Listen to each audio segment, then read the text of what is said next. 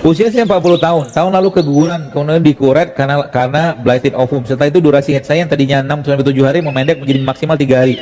Apakah ini tanda menopause dini? Bagaimana cara menormalkan kembali? Kalau menopause, Kalau menopause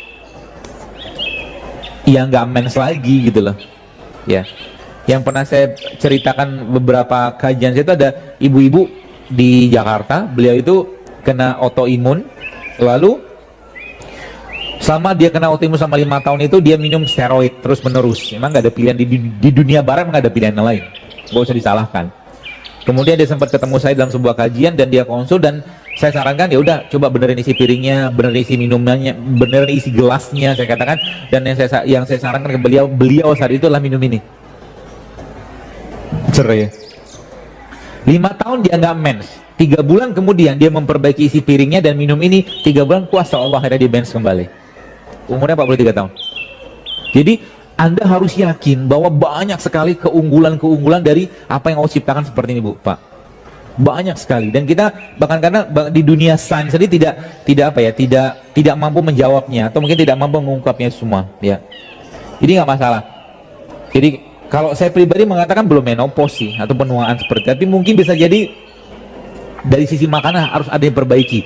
Tadi kalau Anda mulai memperbaiki siklus hormonal Anda, ibu-ibu terutama, maka 3 makanan ini kalau saya sarankan Anda makan tiap hari. Pertama madu, ya 1 sampai 2 sendok makan sehari. Kemudian minyak zaitun 1 sendok makan sehari, dan kurma 7 butir. Coba mulai rutinkan, ya, untuk memperbaiki fungsi hormon, memperbaiki, ya, karena ada lemaknya, ada prebiotiknya, ya seperti itu.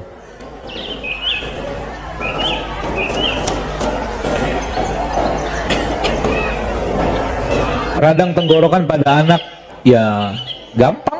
Kunyit itu kan anti radang, kunyit anti bakteri, ya. Jadi kalau ibu-ibu bisa bikin kunyit, misalkan dicampurkan atau bubuk kunyit, ya, beli atau yang sudah kapsulan itu, cari lalu campurkan sedikit dengan madu, dibikin kayak puyer gitu loh, kasih ke anak. Kalau saya begitu di rumah, ya. Jadi puyernya kalau saya biasanya herbal gitu kan, puyer herbal, kita buka kapsulnya, campurin sama air sedikit dan kasih madu, insya Allah juga bisa bermanfaat.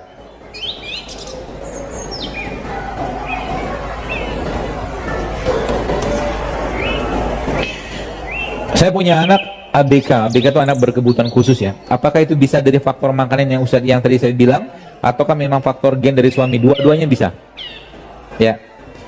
Anak-anak itu paling rentannya dia mewarisi gen dari suaminya atau dari orang tuanya gitu loh, atau mungkin dari orang tuanya, ya. Maka saya wanti-wanti banget. Jadi kalau kita sekarang bercita-cita memiliki keturunan yang sehat, gak banyak masalah, maka jangan nyampah lagi lah, jangan nyampah lagi. Anda akan sudah mulai mikir makan-makan yang gak sehat tuh, sekalian. Sebab apa? Karena urusannya tahunan nanti ke depan. Tahunan urusannya. Dari mens nanti bermasalah, kemudian dari kayak penyakit-penyakit kongenital itu kan kena semua nanti. Dan kalau sudah kayak begitu, otomatis kualitas hidupnya kita pasti juga akan bermasalah. Si anak tadi itu, ya. Kalau sudah kayak begitu, apa yang harus dikerjakan? Cara paling gampangnya, ya, cara paling gampangnya ini. Cara paling gampangnya adalah kembali ke semua produk-produk nabati, ya. Sebab menurut risetnya, orang-orang yang 3 bulan saja mengkonsumsi sayuran dan buah-buah organik itu terjadi perubahan sampai 500 gennya, kata si Elizabeth Blackburn ini, ya, seperti itu. Jadi kalau kita memang menggunakan konsep ini, sebenarnya paling gampang obatin penyakit itu kita mulai mengurangi makan daging, mulai mengurangi makan daging hewan, ya.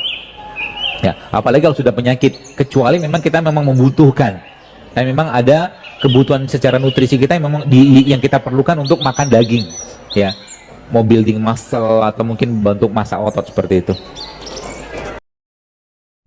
ربنا ما خلقت هذا باطلا سبحانك فقنا عذاب النار